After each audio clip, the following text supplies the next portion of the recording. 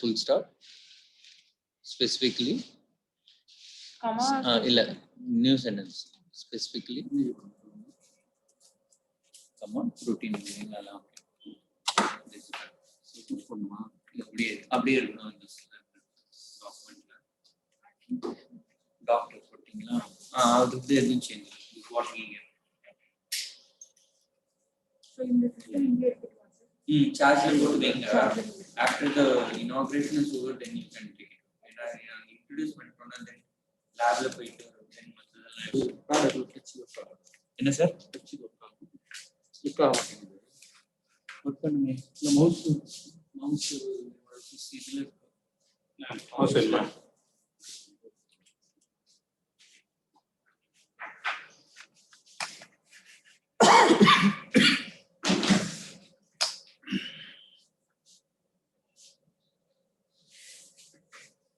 condition algorithm.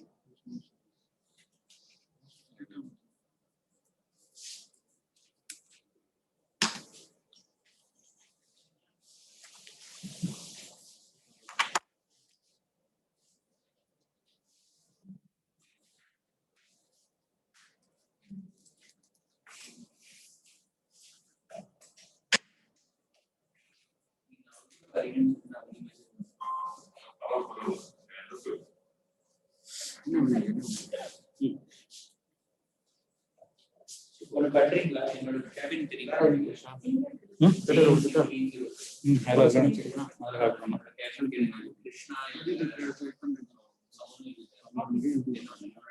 First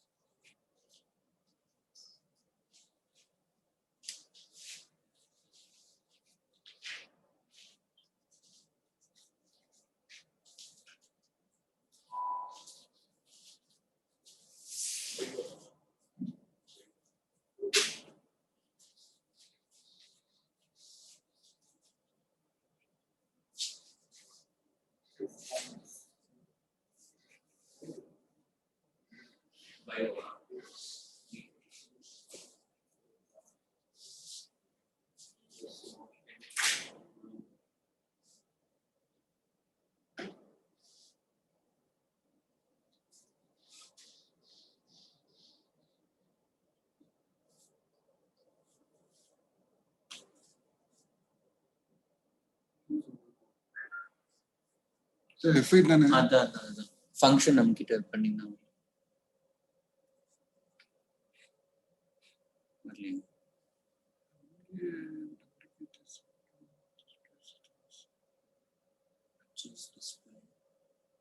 Epson வருது sir.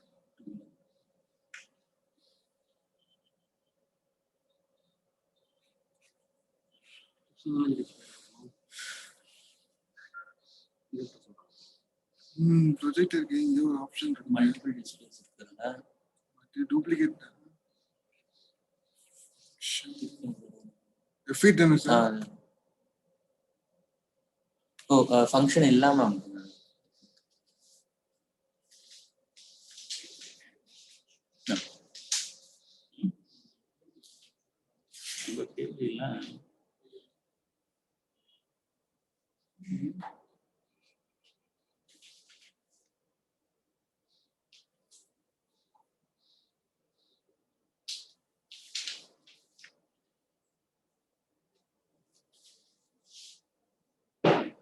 அவரை enable பண்ணிட்டீங்களா பேனலிஸ்ட்?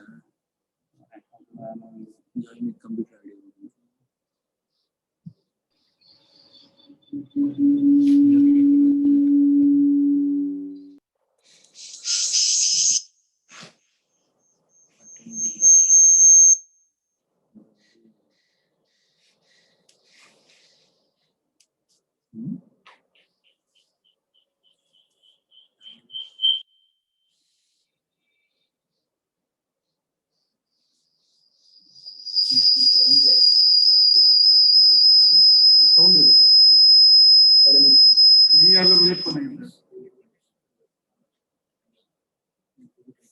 அதுல நம்ம ஓ ನೀವು ವೆಂಕಟ್ ವೆಬಿನಾರ್ல இருக்கீங்க ப்ரோ சார் நீங்க சைன் அவுட் பண்ணீங்க, நீங்க க்ளோஸ் பண்ணிடுவீங்க.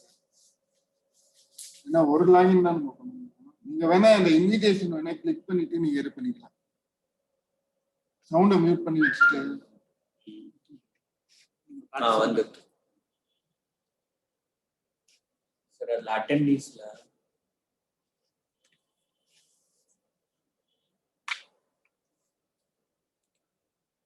recording is meeting. Okay.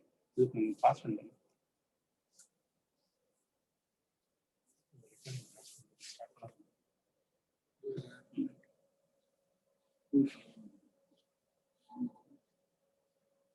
அப்புறம் கூட எடிட் பண்ணிக்கலாம்.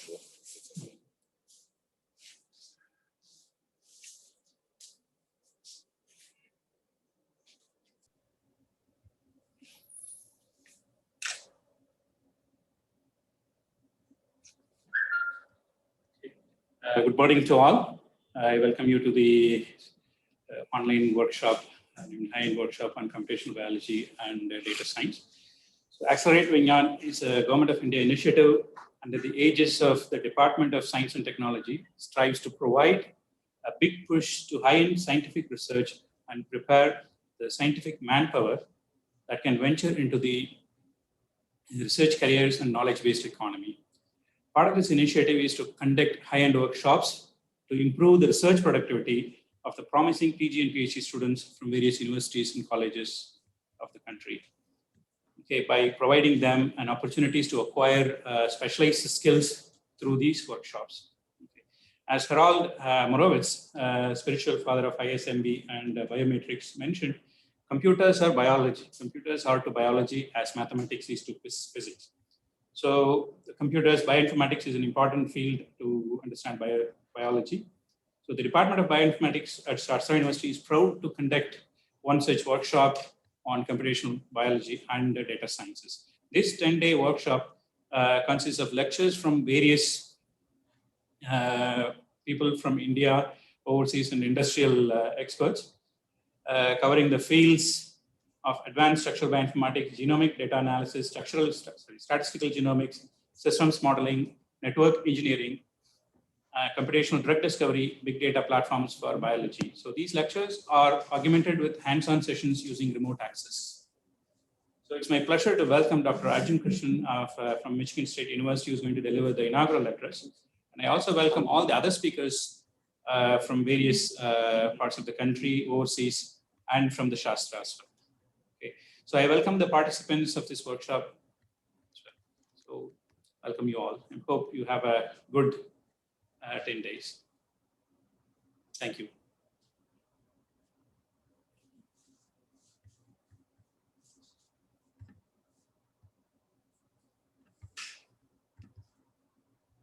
So now I request Dr. Saraboji to give a brief background about the Shastra University and the Department of Bioinformatics.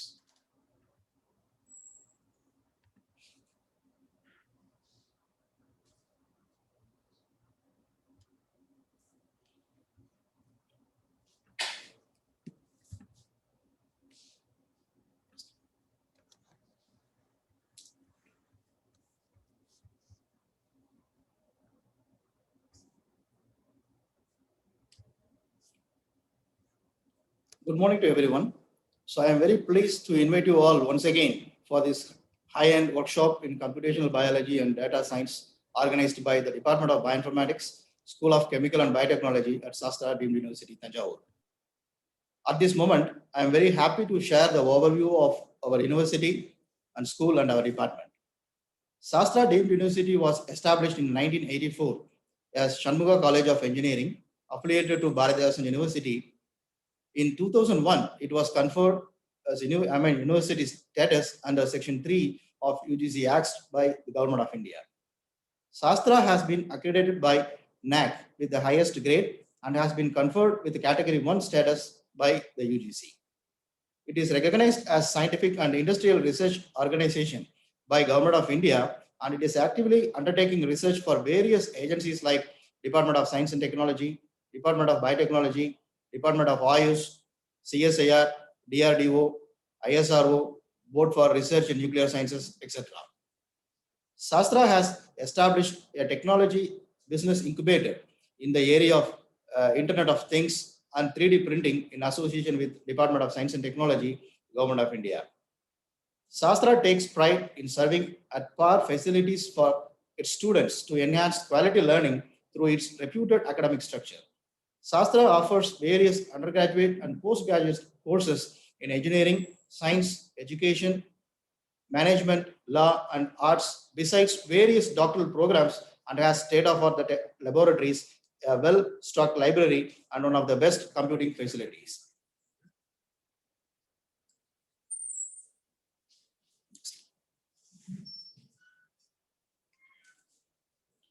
The School of Chemical and Biotechnology, established in the year 1994, comprises the divisions chemical engineering, biotechnology, bioinformatics, bioengineering, and medical nanotechnology. The PG programs of the school are recognized by Department of Science and Technology, Department of Biotechnology, and Nanomachine. The School of Chemical and Biotechnology is one of the earliest schools to offer UG engineering programs in life sciences related areas. The school has distinguished faculty members with rich experience in academics, industry, and research. SCPT in Shastra is equipped with state-of-the-art laboratories. In particular, the faculty research has been focused on wider areas of biological sciences, chemical, and biotechnology. Various centers have been established at Shastra to foster multidisciplinary research and are actively functioning, which are including, that includes Center for Nanotechnology and Advanced Biomaterials, Center for Indian System of Medicine, Center for Research in Infectious Diseases, Center for Energy Storage and Conversion, Central Animal House Facility, Center for Bioenergy and Bioinformatics, and Computational Biology Center. The school and research centers are actively engaged with various research engaged in various research teaching departments and encourage interdisciplinary research. All the research projects are funded by extramural agencies like DST, DBT, ISRO, DRDO, CSIR, IUS, etc., and corporate agencies like TCS. The school has won appreciation for its consultancy activities, which served as a very good platform for effective industry-institute interaction. The Department of Bioinformatics at Shastra was established as part of the School of Chemical and Biotechnology in the year 2002 with financial funding by Department of Biotechnology, Government of India. So the department is equipped with the state-of-art research facilities, including high-performance computing cluster, GPU workstations, and a dedicated computer lab. So the department is one of the 12 research centers identified by Council of Scientific and Industrial Research under its open source drug discovery global initiative. Currently, the department offers 4 degree programs: BTech Bioinformatics, MTech Big Data Biology, MSc Bioinformatics, and PhD in Bioinformatics. So the Department of Bioinformatics is supported under DST FIST from 2015, and recently DBT has approved a network center for bioinformatics and computational biology to set up state-of-the-art computational facilities. These facilities will involve in data-driven research, application of artificial intelligence, machine learning, high throughput data-related informatics, etc., in various sectors of life sciences. So the department has multidisciplinary environment. Faculties in the department are actively involved in various research areas such as genomics, genomic data analysis, structural biology, systems biology and modeling, biophysics, big data biology, molecular modeling, computational biology, drug discovery, and chemical crystallography. In addition to the speakers of our department, eminent researchers from India and abroad are also going to deliver lectures, hands-on, and demonstration in this 10 days workshop. I'm sure that you will be enlightened in this 10-day high-end workshop and get benefited. Thank you.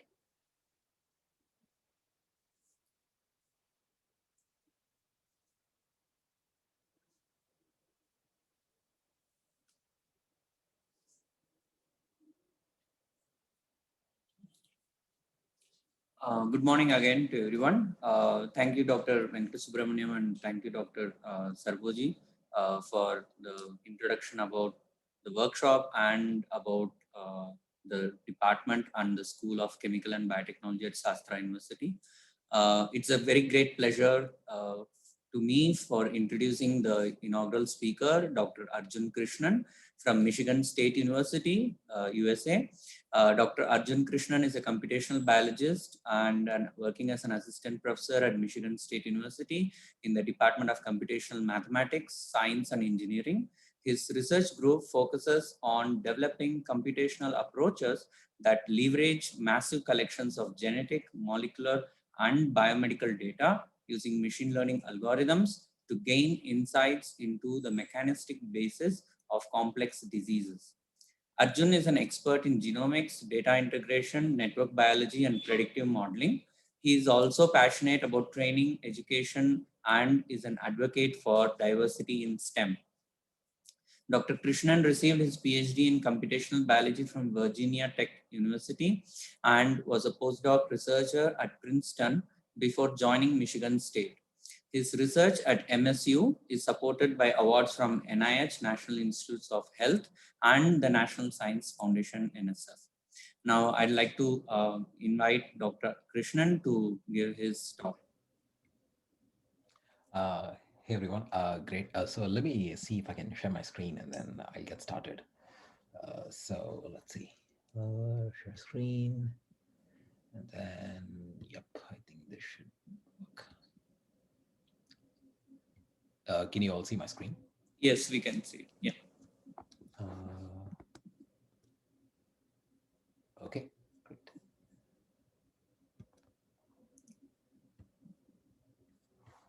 All right. Okay. Thank you, Dr. Venkatesubramaniam and Raghu. It was really nice of you to have me over for this meeting. This workshop sounds, very exciting in the sense that how the plan that you've laid out, the program that you've laid out is extensive over 10 days. And I'm sort of envious of everyone who's able to attend and sort of, get hands-on training in these variety of topics.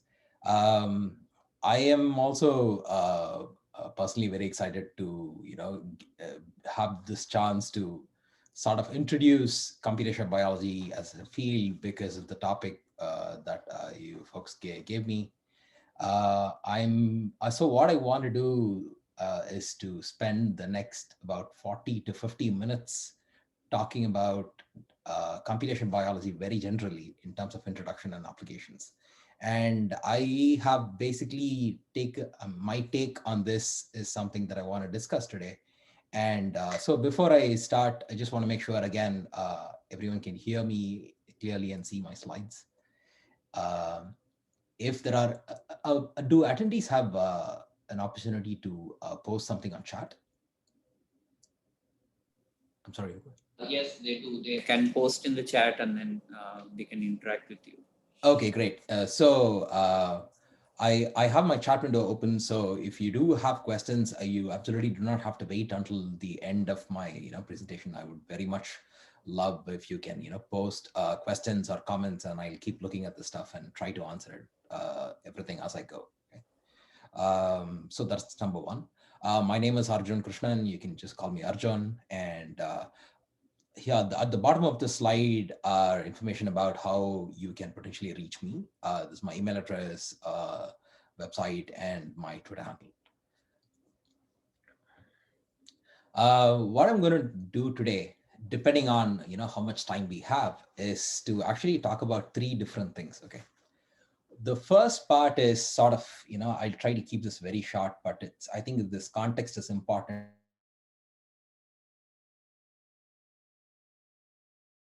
So I want to begin by talking a little bit about my career path and research.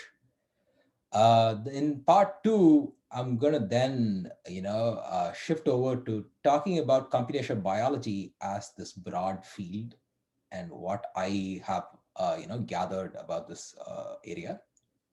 And part three, I'm going to talk a little bit about how does one get started in doing research in computational biology, because I think I thought of talking about this because all of you are going to embark on 10 days of hands-on research. So I thought maybe I can give all of you some ideas on how to get started so that you can sort of, think about some high-level best practices for doing good research, and then apply that to everything that you're going to learn in the rest of the workshop. If this sounds okay to you, I can get started. Okay. All right. Part one, just a little bit about myself, my path, and where I come from and research. The good thing is that I'm actually very excited to talk about this because where I started is very similar to where all of you are starting. So first is that I should say one way to good way to introduce myself is that I'm a Jurassic Park kid. I was 9 years old when I saw Jurassic Park, and I saw this in a very small theater in Madurai in Tamil Nadu, and when I was visiting my grandparents, and just watching this movie completely blew my mind. Okay. And especially what really caught my imagination was this idea that everyone was talking about this movie about the ability to extract potentially, DNA, a dinosaur DNA from ancient frozen mosquitoes, isolating the DNA, synthesizing, and then putting this in the right medium so that you can regenerate an entire dinosaur out. This was absolutely fascinating to me at that age, and somehow, lucky for me, that fascination essentially, stuck with me for many, many years, sort of motivating me towards biology, genetics, and stuff like that. My education and career path is that I completed my undergraduate degree at Anna University, Chennai. All of you might know this. And then I did my grad school, my PhD work at Virginia Tech, and then my postdoctoral work at Princeton University. In all these three places, what I also, especially what surprisingly at undergrad level is, I was extremely lucky to start doing research in that location, because typically, at least when I was doing undergrad, it was not obvious that every university or institution would also support undergraduate students getting really seriously involved in novel research. But I was lucky enough to meet some PhD students who were in the same campus, and then I started doing this stuff. And that was the first time I started learning about the fact that one can use computers, and coding to address and solve problems in biology. It was really fascinating for me, and so I started doing the stuff. So the research that I was doing during my undergrad was gene prediction in bacteria. And then during my PhD, I did a lot of work in reconstructing gene interaction networks, important for how plants respond to environmental stress. And then during postdoc, I was working on how do we reconstruct how genes interact with each other in various tissues and cell types in the human body, and how that might be important to study the genetic or molecular basis of disorders like autism spectrum disorder. Are things okay so far? Can everyone hear me? We can hear and see clearly. Yeah. Okay, all right. Because I'm not able to see faces, it's super hard to sort of keep going. But okay, so let's keep going. All right. Okay. Right. At Michigan State, I'm leading a laboratory where all of us work on biomedical data science. And these are the fantastic people who in my team who do all the real work. I just talk about their work these days.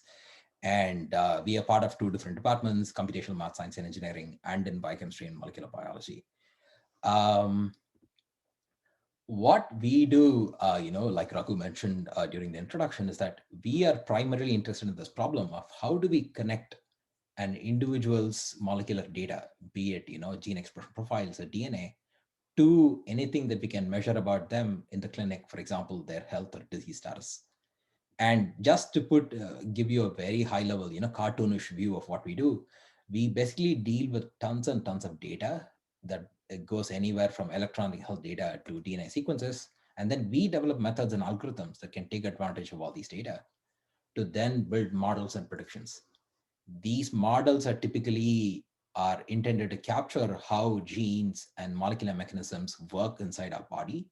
And the predictions are about genes and proteins that are not well studied and what roles they might have in health and disease in various contexts.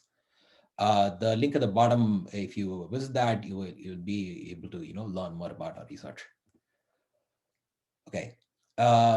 The most interesting thing, I think, a couple of the introductory, statements also talked about this, which is that a lot of what we do and a lot of what computational biologists do in general is really interdisciplinary, in the sense that our work, I would say, is at the intersection of biology, computer science, statistics, and applied mathematics. And there is almost no project that doesn't use concepts from all of these areas, so which is great. The other aspect is that everything that we develop, like many other computational biologists you're going to meet and talk to, many of the things that they develop too are very general solutions that can be then applied to many specific biological problems. So that's a really cool thing about computational research in general. In our group, even though we develop general methods, we try to apply it to specific disorders and diseases by working with clinical and experimental collaborators. Some of the other things that we try to do, I think this is important to convey to young researchers like all of you, is the fact that we not only write papers in the traditional sense, okay? So we also spend a huge amount of effort in communicating our research in a few different ways. So first is that we publish preprints. These are basically manuscripts that are deposited in public archives so that anybody can view before it is sent to a journal for peer review. So, but this is open access and early access to cutting edge research. So this is important. We also publish, when we publish a paper, for example, we publish all the data that we used to conduct that study. We publish all the code that was used to conduct the study right from the beginning to the end. And many times we also publish a web server that biologists who do not have training in code, but really want to access and use our data and results can interact with using a browser. Okay, so we try to do all these things and as many projects as possible. I also teach, a course called Bioinformatics and Computational Biology. Every spring, I'm teaching one now, and then every fall, I teach this, interesting course called Gaps, Missteps, and Errors in Statistical Data Analysis. And then I'm also involved with the local community, and one of the organizations that I work with, my team and I work with a lot, is called Our Ladies Eats Lansing. There are I think there is also an Our Ladies chapter in Chennai and one in Tiruchirappalli, and we have contacts with those chapters as well. Our Ladies provides a safe space for women and gender minorities to learn, discuss anything related to art and data science, and then we work with them to conduct workshops and stuff like that. So this is my background, and hopefully this background is helpful in thinking about what I have to say for the rest of my talk. Okay. I just want to pause for a second, and then if anyone has a question or a comment, please feel free to post this on chat, and I will take a look and then chime in to answer. Every question is a good question, so I really want to encourage participants to try and say anything that comes to their mind.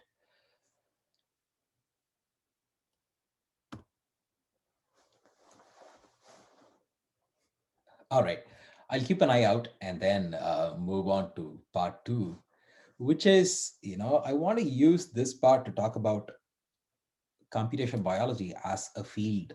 And I want to, again, use this to sort of tell you, what is the lay of the land within which you're going to do some exploration for the next 10 days, okay? So to begin with, one of the things I want to do is to do some definitions, really. And I think these definitions are important because many of you, even coming based on your training and background or coming into this workshop, might even wonder, for example, what is computational biology and how does it relate to bioinformatics, right? These two seem to be very interchangeable terms and are used often. And so I just wanted to say that they're not very different, but the way I think about this is that they're two sides of the same coin. And I wanted to, sort of drive home this point a little bit. So computational biology is the study of biology using computational techniques. So the definition sounds simple enough, right? But the point is that the goal of computational biology is to always learn new biology, right? So that we gain better understanding and we gain better knowledge about living systems. So therefore, the focus of computational biology is scientific. Science is the basis. Bioinformatics, on the other hand, is about creation of tools, algorithms, and databases, for example, that solve problems in biology. So therefore, the goal of bioinformatics is typically, or at least traditionally, in building useful tools that work on biological data. And if someone is pursuing bioinformatics, typically their pursuit is all about engineering.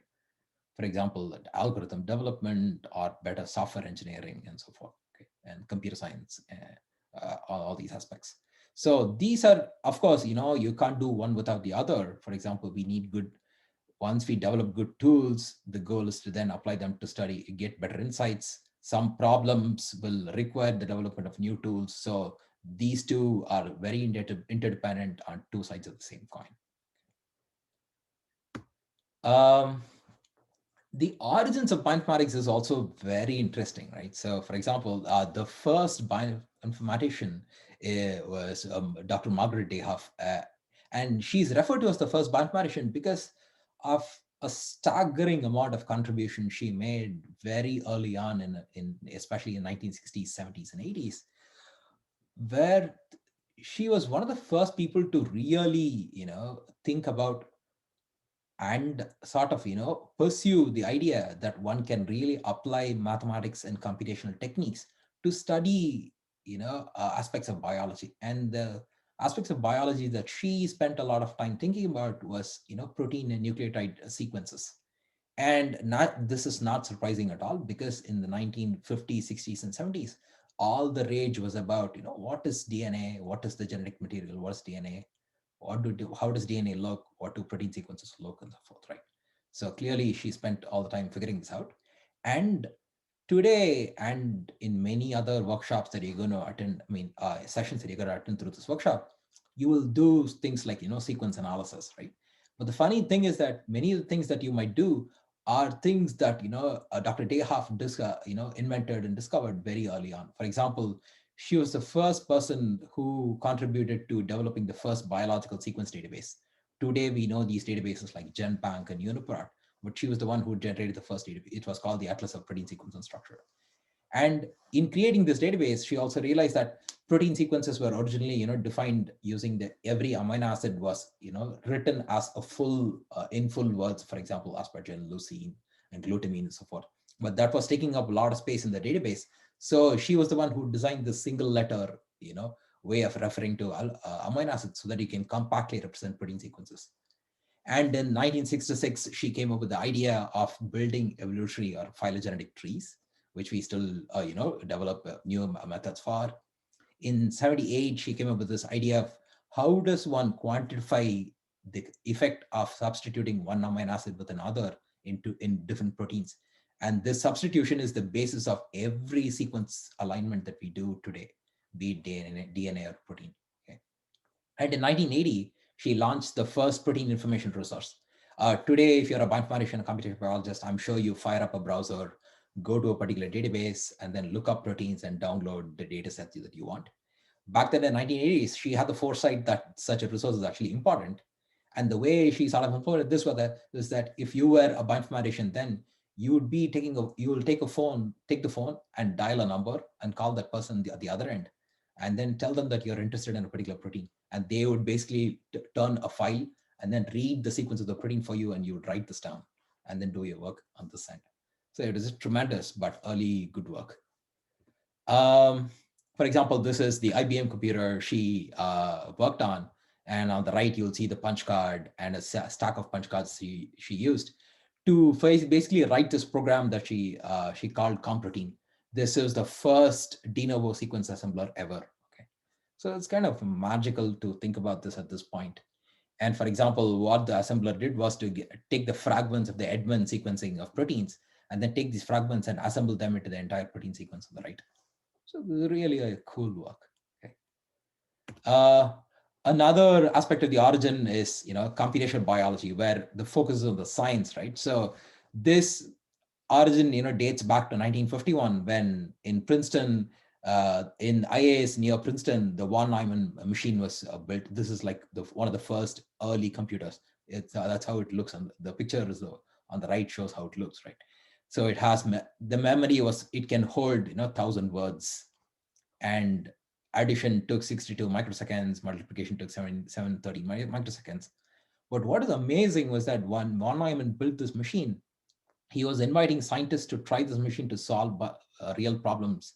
And then Nils Baricelli, who basically thought that, okay, why don't we use this machine to sort of simulate how organisms evolve, okay, how there are mutations in the genome, how organisms combine with each other and then evolve in real time.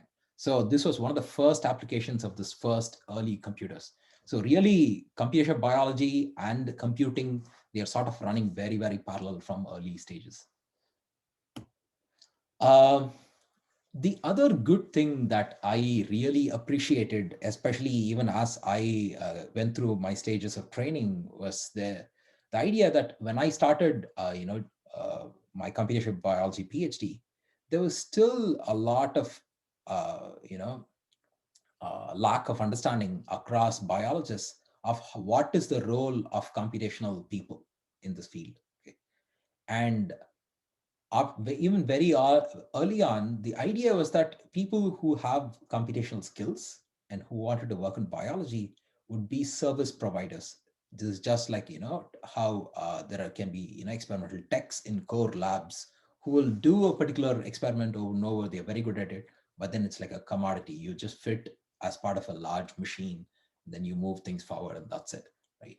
But then computational biology is, I was thinking about calling myself a computational biologist because of the fact that we really focus on the science and that the fact that we can actually lead research projects on our own.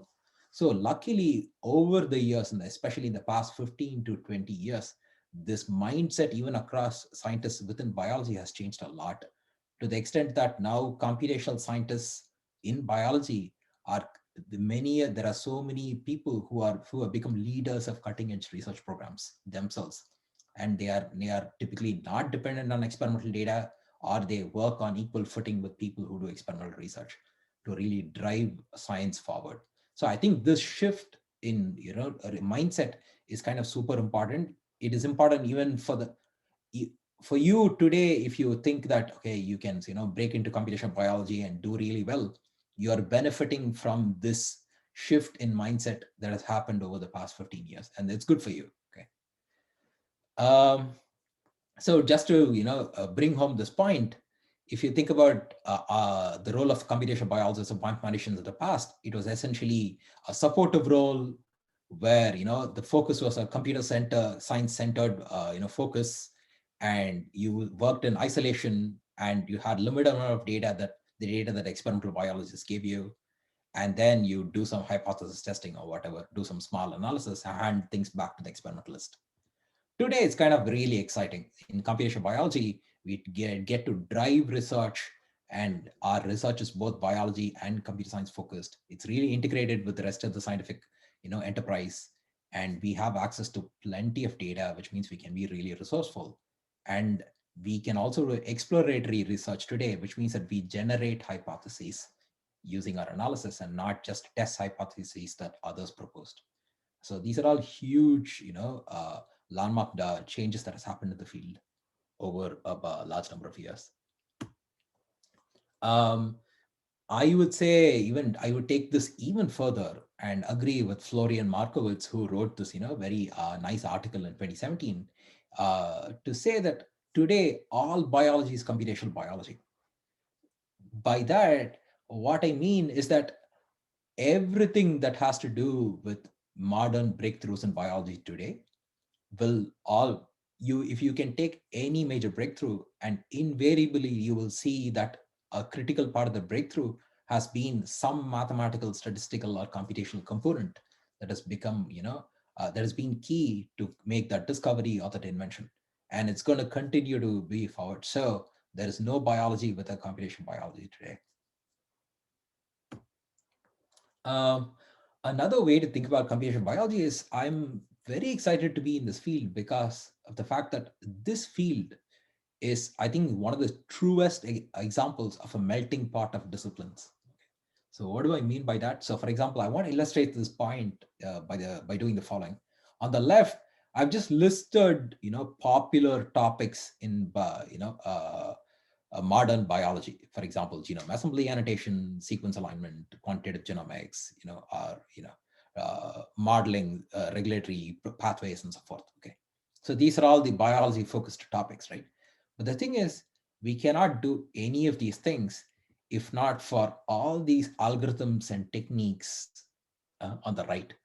And if you just look through these topics in blue, you will notice that you might be able to guess that each of these originated in a very different discipline of science. It could most likely be mathematics or computer science, engineering, or it could be signal processing, right, or electrical engineering. It could be pure math. It is just all over the place, and it could be physics, right, or it could be economics. So this ability, computation biology is like this, magnet that sort of attracts really good ideas from almost any field and sort of pulls it together to figure out how do we repurpose these ideas to solve cool and interesting and important problems in biology. And that way, that is the way I think about it as a melting pot. Another very good indicator of the fact that the field itself has grown and become mature is to see if there are scientific journals that will exclusively publish computational biology work. Okay, so for example, on my last count, this is about 9, so it's almost like 9 plus 8, 17 to 18 different journals, which almost exclusively publish computational biology or bioinformatics research. This is tremendous, okay? And these are all really good journals. These are not even obscure journals. Okay? So that's the extent to which computational biology has become mainstream in biology. There are also a bunch of conferences that purely focus on computational biology. If you would like to, find an international platform for your work, I would strongly recommend, associating yourself with the Intelligent Systems for Molecular Biology. It's ISMB. It's a really good platform. The same as the second one, RECOM, Research in Computational Molecular Biology. And there are a bunch of others as well. These are conferences that you can follow to get a sense of what's going on in this field. Another thing that's happening and kind of very exciting in computational biology is this idea of open challenges. Okay, the idea of open challenges comes from areas like computer science. For example, Netflix would say, here is an open challenge.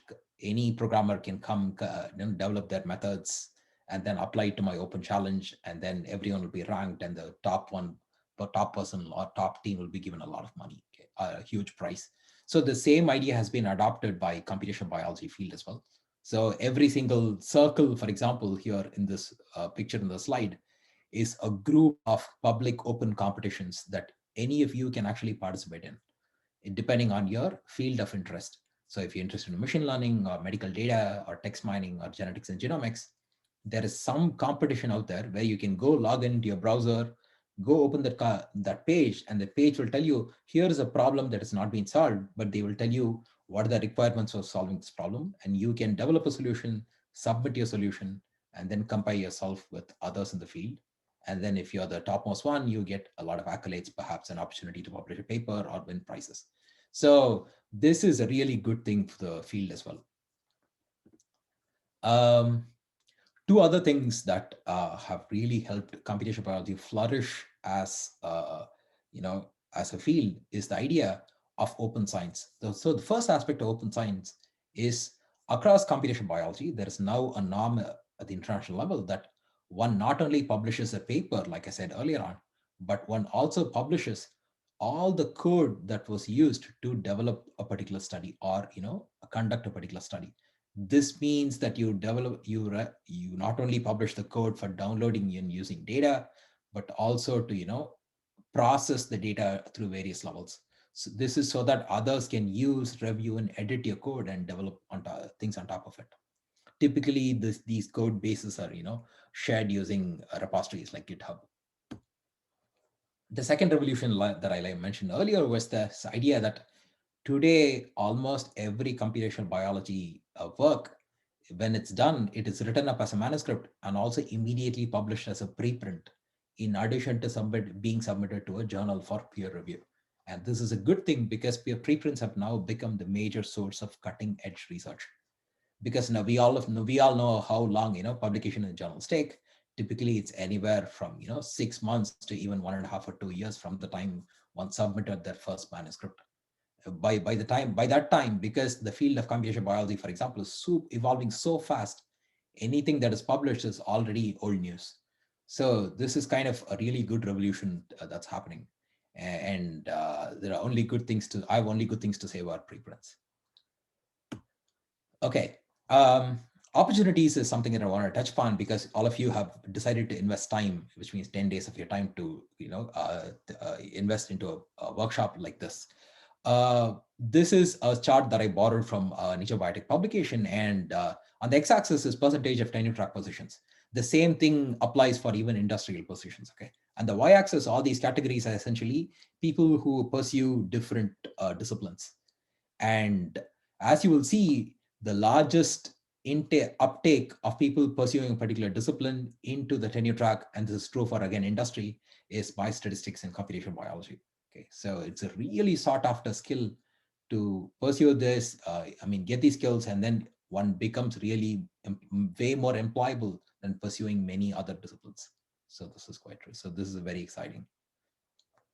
The last part that I want to talk about is this idea that currently the way computational biology is sort of changing what it means is because there are three things that are happening simultaneously, and this is sort of changing shape of the field very fast. The three things are that the ability to produce data has increased so much that it's cheap and fast to produce lots of data, which means that there's plenty of data that's available out there. And I can't even begin to describe to you how much data is there.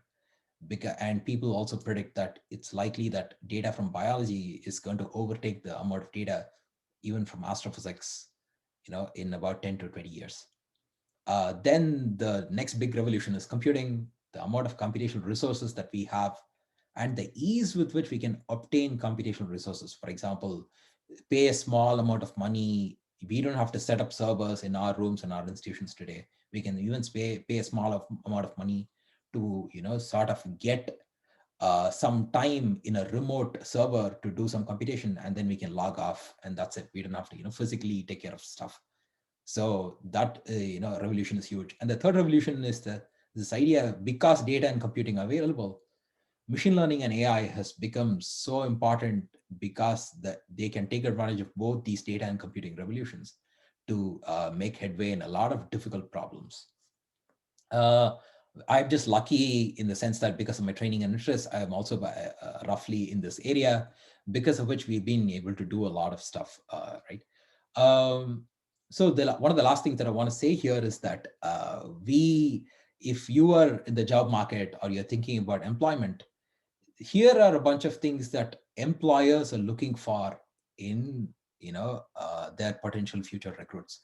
And if you think about all the skills that employers are looking for, invariably they are all related to data, computing, and machine learning and stuff like that, right? So the skills that people are looking for are all related to this.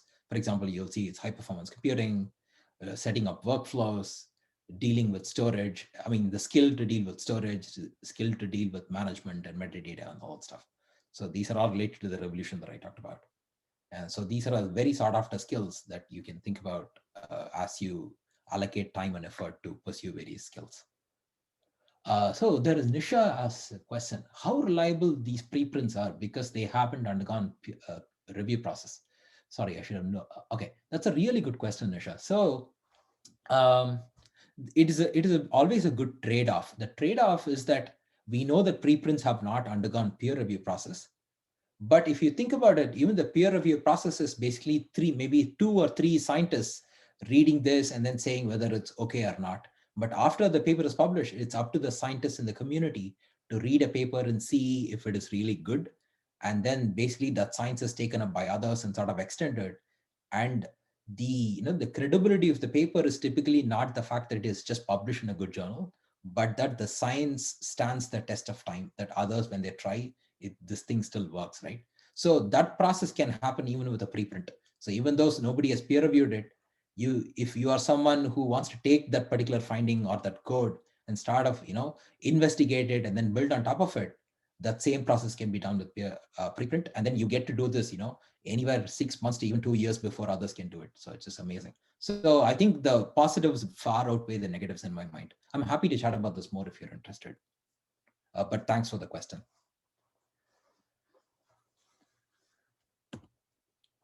Okay. So let me actually stop here and ask Raghu how we are doing on time. Depending on that, I will go to the next phase or not. We are good on time. We have another half an hour. So. Oh, wow. Okay. Yeah. So okay, great. If you want, we can do it like another 20 minutes and then we can have the last 15 minutes for Q&A. Oh, okay.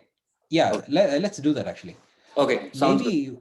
Okay, thanks. So I'm going to skip a little bit of, what I wanted to do is to show you a little bit of the kinds of projects that we work on.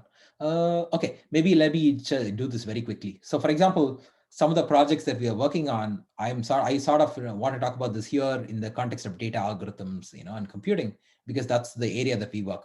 For example, one of the projects, Kayla and Nat are spending a lot of time thinking about how do we integrate massive amounts of data sets that are publicly available into these things called what we call as social networks of genes, especially so these gene networks could also be very context specific.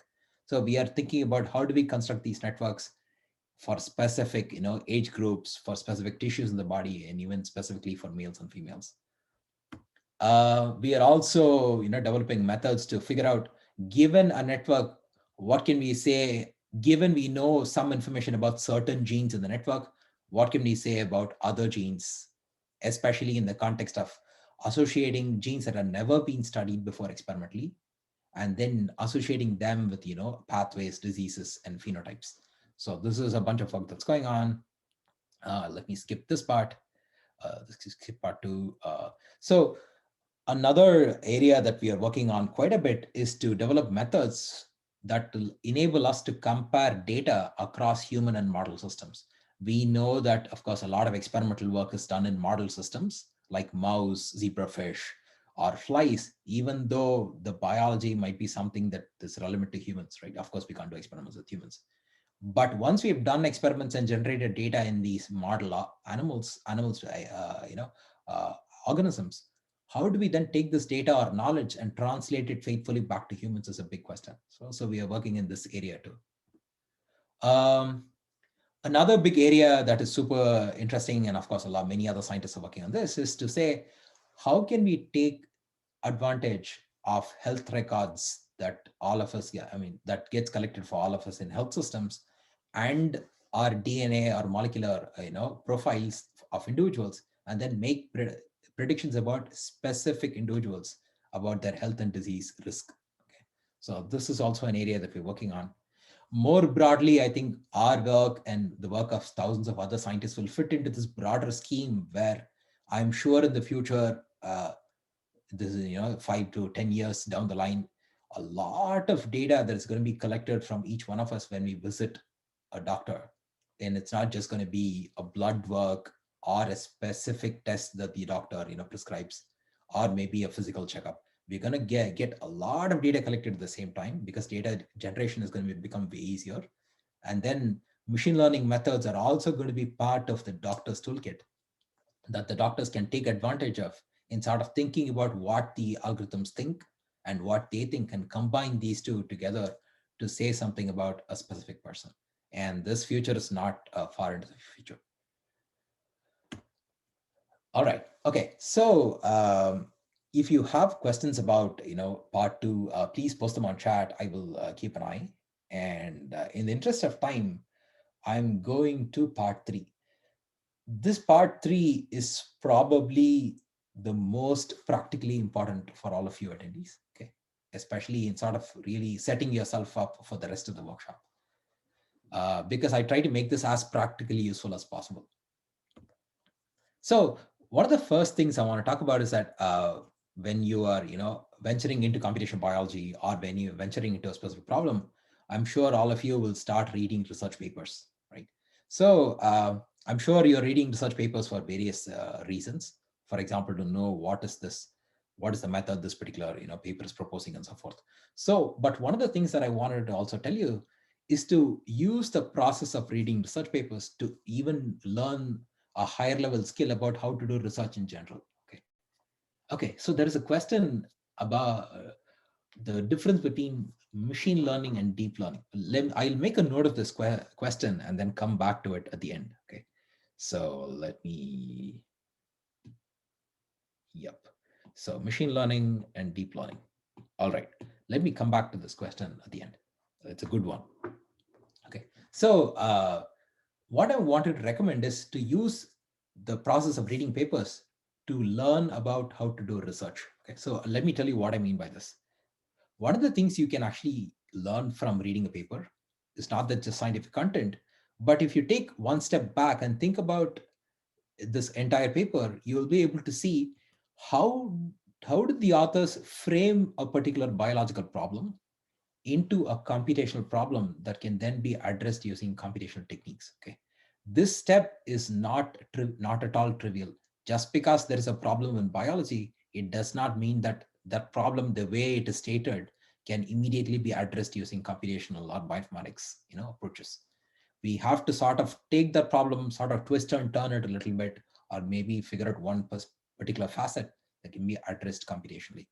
So this step about framing a problem is a very important skill, and that is something that you can develop by concentrating on this part when you read papers. Okay.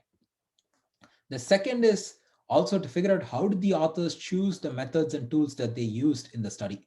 So we sort of take it for granted and say, okay, they used this to get this, but you can also question, why did they pick this method? Why didn't they pick some other method to solve this problem, right? So this is something that you can hone. The other is, how do you set up a good analysis workflow? Is it because when we read a good paper, we know that this workflow is very convincing. You do this, and then you do step 2, you do step 3. This makes total sense. How do you even set this up for a problem that you have never worked on before, right? So this is pretty hard for a new problem.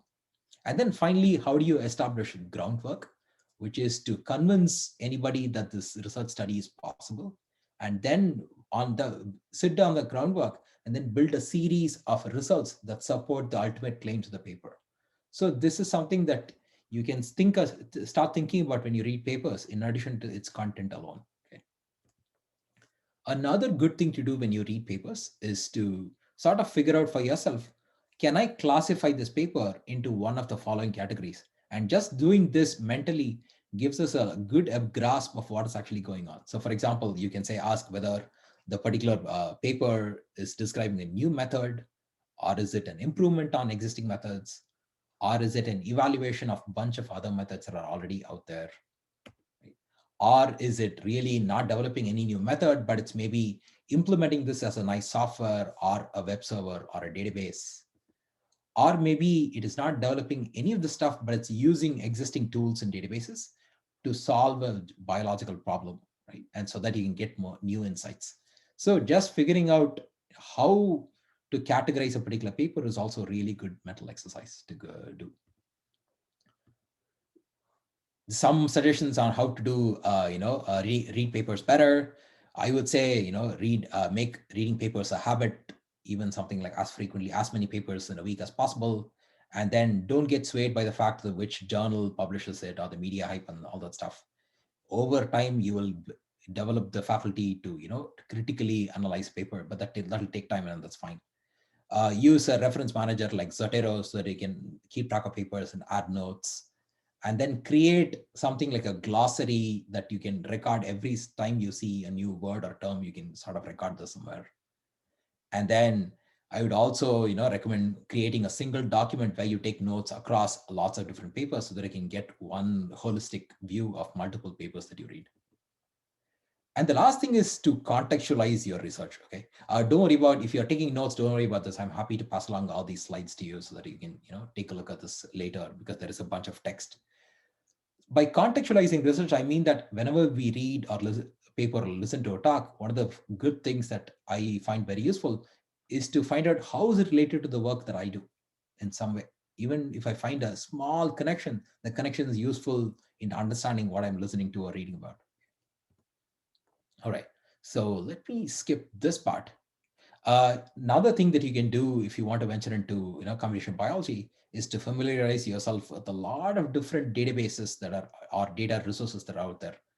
These resources contain freely accessible data of various types. You don't have to read everything on the slide. It's really cluttered.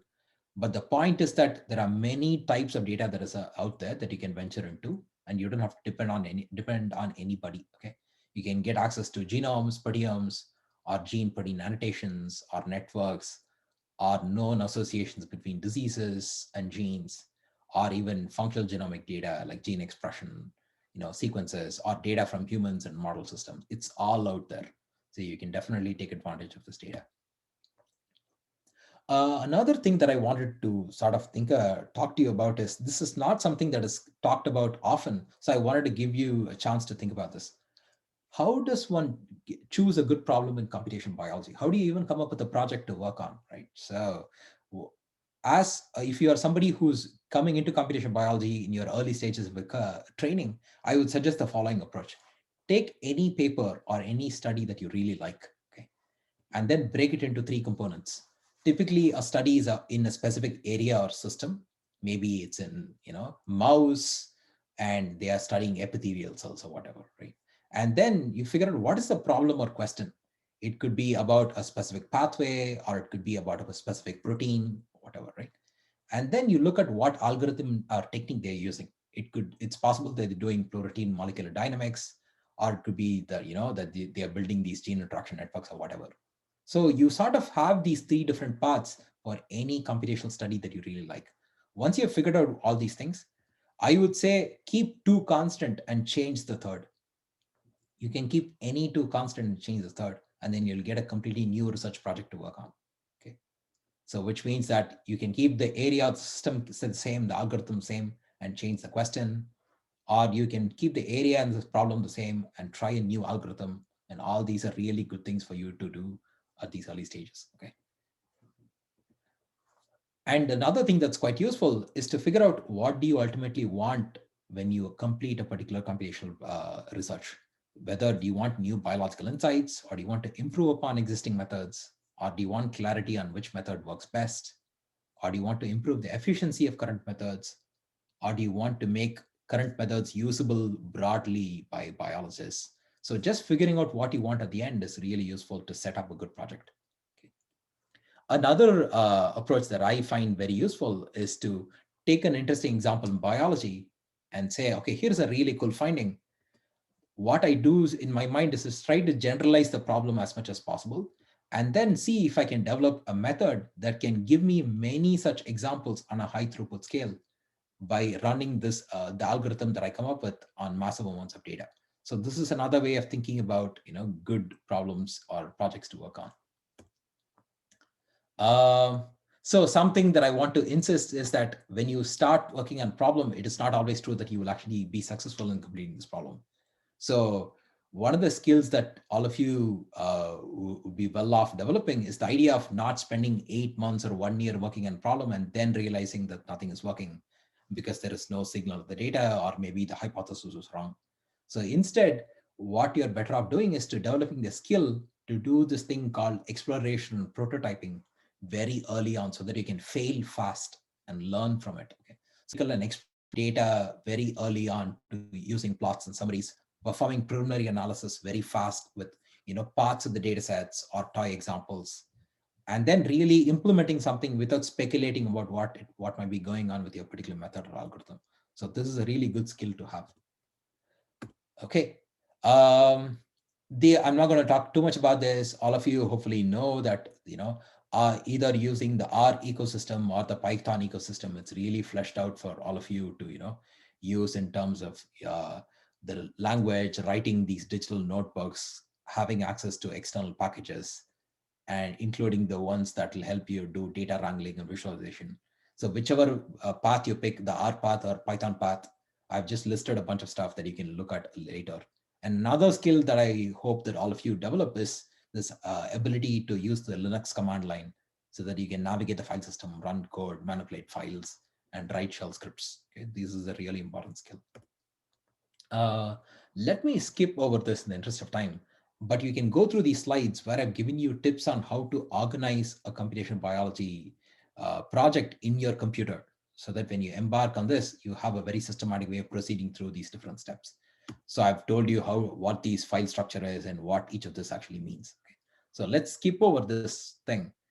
And I've also sort of given in these slides some ideas on how to go about managing all the data that you might be working with in a given project, which means that right from giving data sets very meaningful names and not messing with data sets by hand or tampering with them, but always writing code to change data from one format to another and trying to automate everything and as much as possible, and of course documenting everything, right? The same goes for managing code. Okay, I've written a bunch of comments here, but I want to use the figure on the top right of the slide to convey some of the major points. Okay, so this is a slide that I stole from Spotify, the the music company, music streaming company. So if you think about it, at the top is basically how you might develop a car through these different stages: one wheel, two wheels stuck to each other, and then a chassis, and then a car. Okay, these are different stages of developing a car, but the unfortunate thing is that you can never test if if the thing is working at any stage except the last one. Okay, so you have to wait until the entire car is built to test it. But the more correct way to develop something like a car is to first build something like a skateboard, then a scooter, then a bicycle, then a moped, and then a car. So which means that at each stage, it is at a functional stage that you can actually test with data in some way so that you know it's working, and not wait until the end to see if everything is working. So the same principle applies to even developing code as well. So you shouldn't think about writing this 10,000 line code and only at the end being able to test this whole thing. The best idea is to sort of develop code in modules and pieces so that you can test each piece individually in a meaningful way and then put them back together into this large code base. Okay, another skill, I'm not going to go through this too much, is this idea of version control. It is a great way of keeping track of how your project changes in terms of data and code over time, so that you can back up your work, go back in time, collaborate with other people. This is a really important skill for you to have. Okay. All right, and then almost the final thing is, let me see. Yeah, okay. So we are almost close to the end. Some of the things I wanted to tell you, this is very general, not specific to computational biology, is that we can really get lost in details, right? The moment you think about software, methods, and writing code all day, it is really hard to sort of think about where this is going. So some general advice is that always think about how you can take a step back and turn off autopilot and take control and sort of critique and appraise your work by talking to people and stuff like that.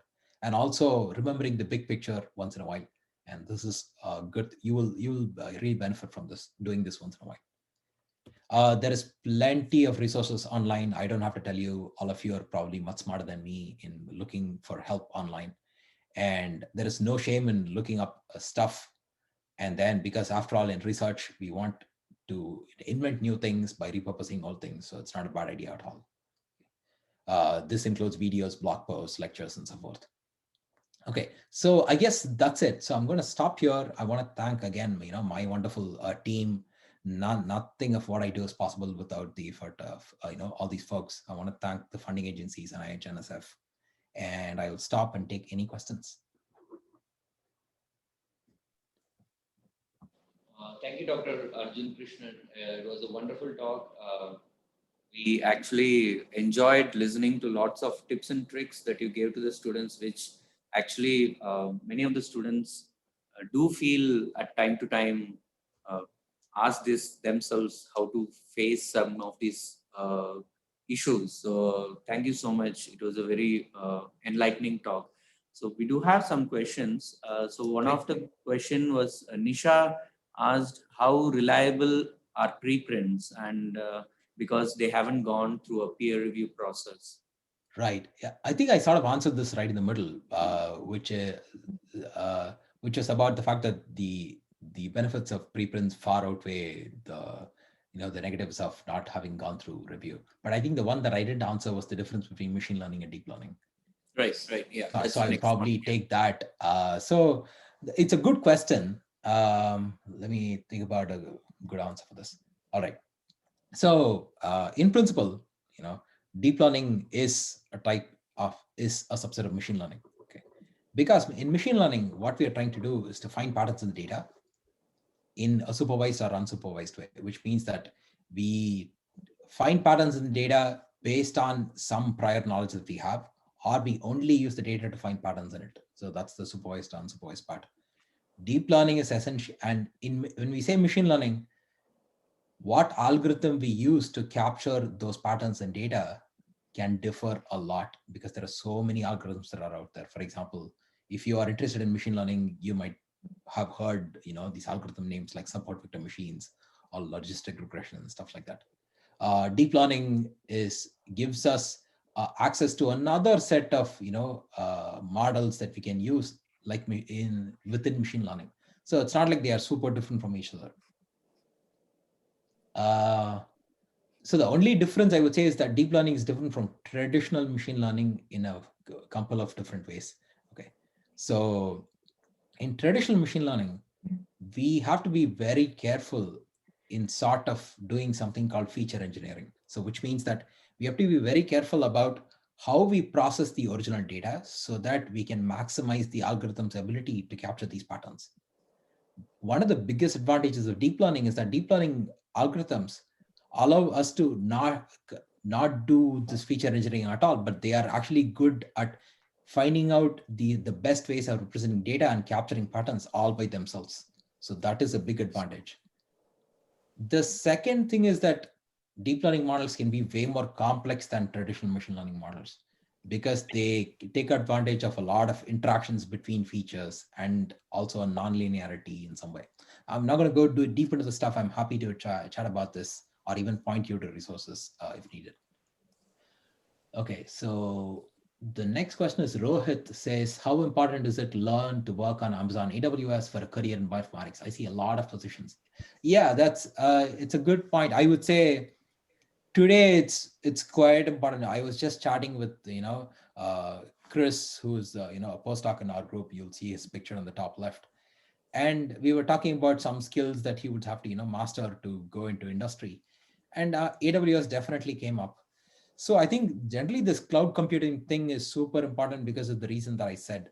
And one of the ways that you can get access to AWS is that companies like Amazon, Google, or Microsoft who have these cloud facilities, although they are expensive, they give away a lot of free quotas to educational institutions. So if you are part of any education institution, I would suggest emailing them and telling them that you are a student there and you are interested in learning these skills, or you have one of your professors or the heads of the department write this to them, and then they will almost invariably give you a lot of free quota that you can then use to master these skills. Okay. If you need some help and pointing, I'm happy to point you in different directions if you're interested in this. So Suma, excellent, thank you. I would like to know about the validation part of hypothesis-driven research based on bioinformatics computational biology, because most journals require validation. Yeah, that's a very good question, right? So if the idea is to solve a biological problem through ultimately, if the computational method is going to, generate a lot of hypotheses, the really important thing is to then say, can an experimental biologist take one of these hypotheses and confirm them using experiments? Right? So that is a really important step, but that is always not required in every type of computational biology study, because there are many studies where, for example, a particular paper can be about development of a method. And then you can, even within using very rigorous computational techniques, you can show a particular method is valid and producing meaningful insights without saying that I'm going to test this one specific hypothesis using experimental validation. So it is not always required, but if the focus is on solving a specific biological problem, then experimental validation is required. Yes.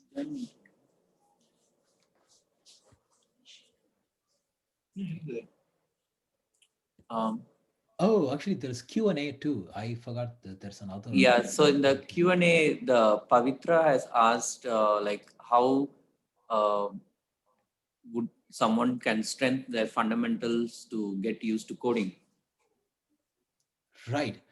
I think one before that is, I do not have formal training in computational biology field, but I'm more interested in computational biology, especially in machine learning.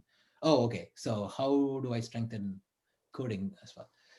It's a good question. I mean, I can give you an answer, but the better thing to do is to actually point you to good resources.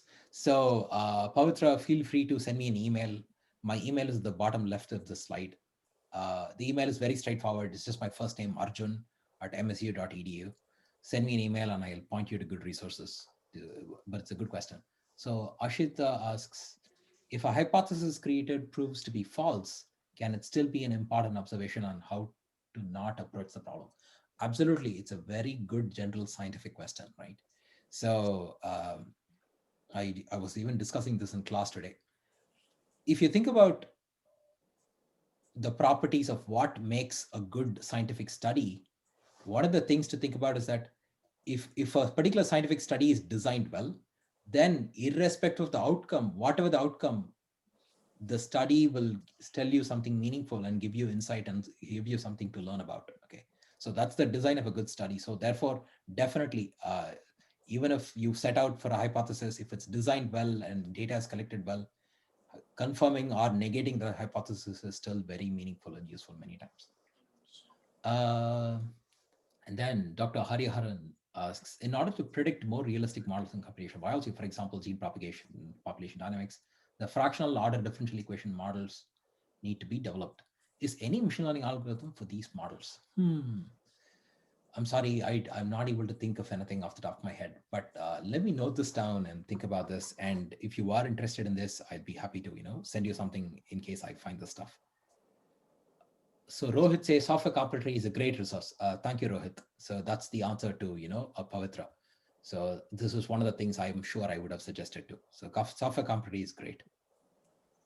So Shankaran says, to what extent machine learning approaches are used to solve problems in structural biology? Oh my God, I cannot tell you how this is like, today, one of the most important applications of machine learning, especially deep learning, is to solve a protein 3D structure from primary sequence. So if you're interested in this, you should definitely check out this approach called AlphaFold 2 that was published by Google a few months back. And it is currently considered the most accurate model for predicting 3D structure from primary sequence. And it's all fully machine learning, right? It's all fully machine learning, but it's machine learning that's based on very nicely on physics. So that's something that you might find very interesting. It's called AlphaFold 2. Right. I have one question. Can you hear me? Oh yeah, Ashok, yes. Yeah, hi Arjun. This is Ashok Palniappan here at Sastra. Hey. Yeah, thanks for a wonderful talk. A nice overview starting from the origins of both computational biology and bioinformatics through to a compendium of databases and resources for engaging, cerebral challenges and websites and everything. So I think it'll be a wonderful resource for students even later on for a long time to come. I'm glad. Yeah. Just one question that I had, Sure. which I think would be useful to everyone here as well. Yes. Now, when we do the computational approaches to answering biological questions, and we work with this big data, and finally, our findings, basically reduce to statistical, what is statistically significant. Yes. And we look at the p-values and okay, it's extremely significant or somewhat significant. Yes. And we put this out. And then what happens is some of these are really details of the whole system. Yeah. And what is the incremental advance and what are really good advances that we make using computation? And how do we actually sort of design the whole research that we don't get bogged down into details of what are really having p-values less than 0.05 in the end, which will require some extensive clinical validation to have any meaning, but something that is, cutting across and having a very wide significance and really an important output of the computational, sort of a approach to answering that with something novel that can be generated only using computation, isn't it? Yeah. Something valuable and useful to the clinicians as well. Yes. So what do you think are your thoughts on that? Oh my God, I can't tell you how important this question is. Okay. So thanks for asking. So I guess I would say that you sort of answered, said many of the things that I wanted to say already. Okay. So I'm just going to repeat some of the stuff that he said.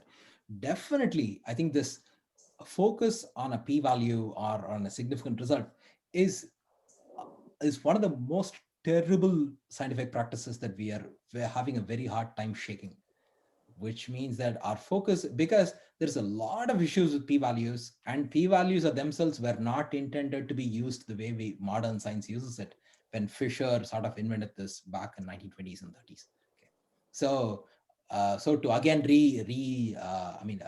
say some of the things that you already said, a low p-value alone is not meaningful all the time. And also a result that gives you a p-value above an arbitrary threshold, it doesn't mean that the result is not meaningful, because it has a lot to do with the power of the study and various other aspects. So clearly, I think this has to really start with fundamental education. So for example, I think I talked about this, I can point you to some resources that we have here. So let me go to a particular slide very quickly. Somewhere here. Yeah, this is a good slide to go. So for example, I teach this course called Gaps, Missteps, and Errors in Statistical Data Analysis. So we spend 1 month talking about the ideas that you talked about, in a minute. So if anyone's interested, you can go to my website, and then all the course materials are all open for anybody. And there is a lot of discussion about how one needs to move away from p-values alone, but take a look at effect sizes and biological significance, and the ability to see if the statistics that we produce can be repeated over and over through new experiments and stuff like that. So there's a lot of things going on, and I would say there's much to be said about this.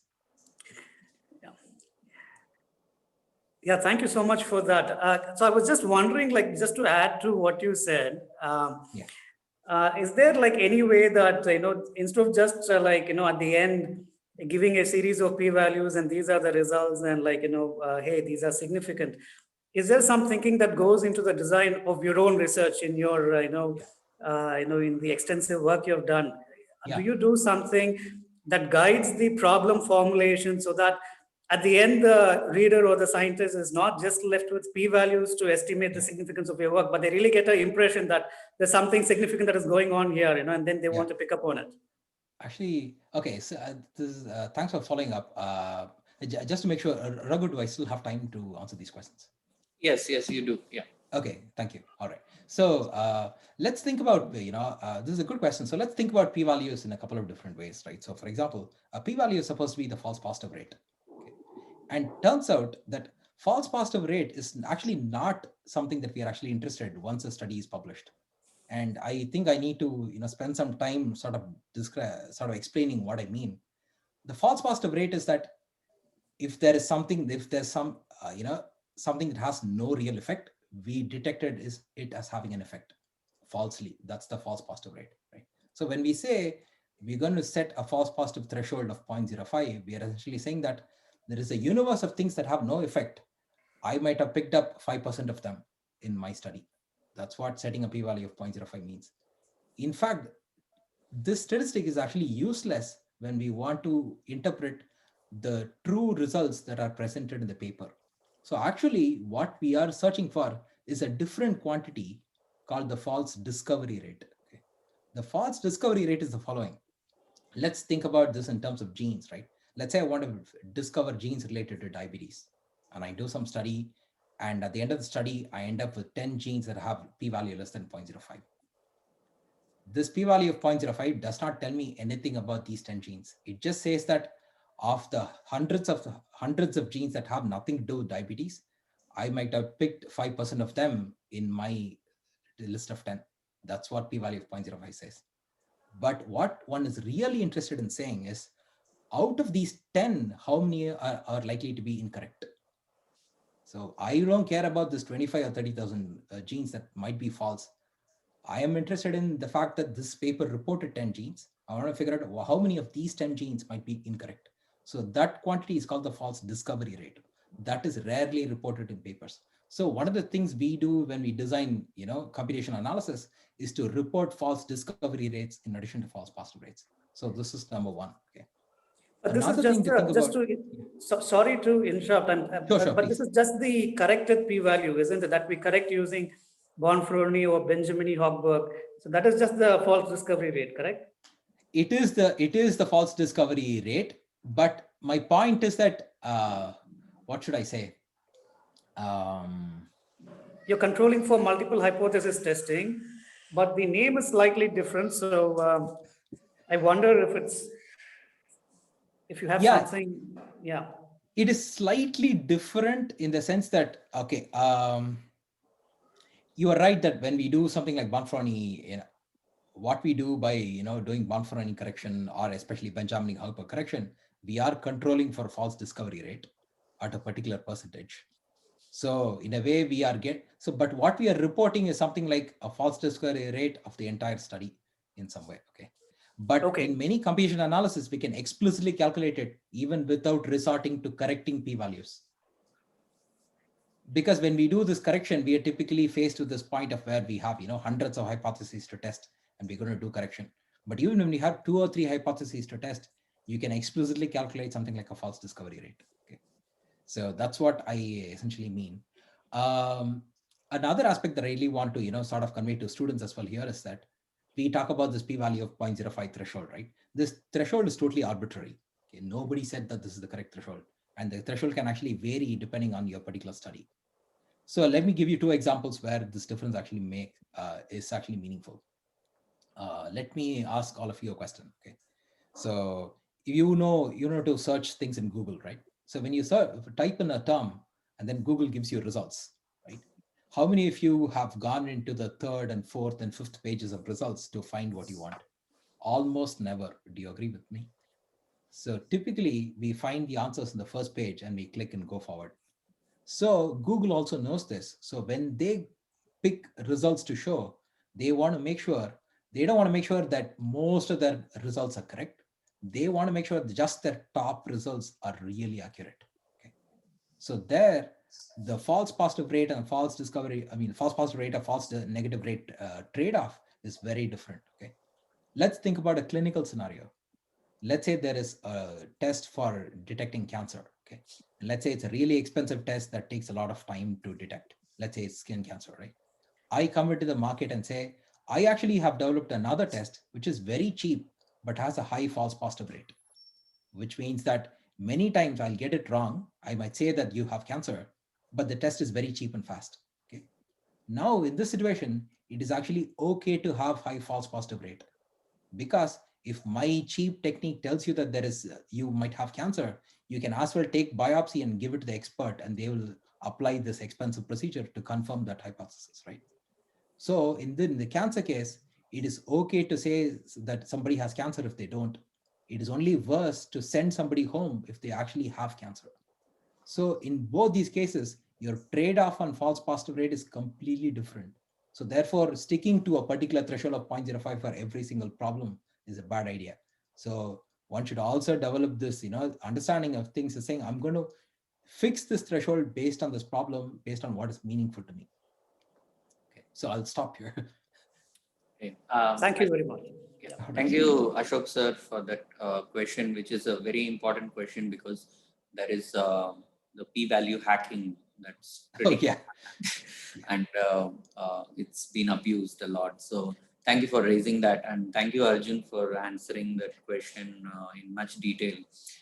I'm pretty sure everyone had a very good background as to what the workshop is about and how we are going to go ahead with this. So this was a wonderful foundation for all the participants who are just stepping into computational biology and bioinformatics area. And so I want to thank the speaker again, Dr. Arjun Krishnan, for taking his time out for us and giving a wonderful talk. And right now we are going to go for a short break, and we will join back at 11 o'clock Indian Standard Time. So I request all the participants to kindly like take a break and then come back and join the same link, which will be available for the session 2, where we will introduce the participants how to do the remote access for their hands-on training for today and for the next couple of days coming ahead. So I thank the speaker again, Dr. Arjun Krishnan, for the talk, and we'll see you guys shortly. It was my pleasure. Thanks a lot, everyone. Thank See you. you. Bye. Thank you, sir. See you.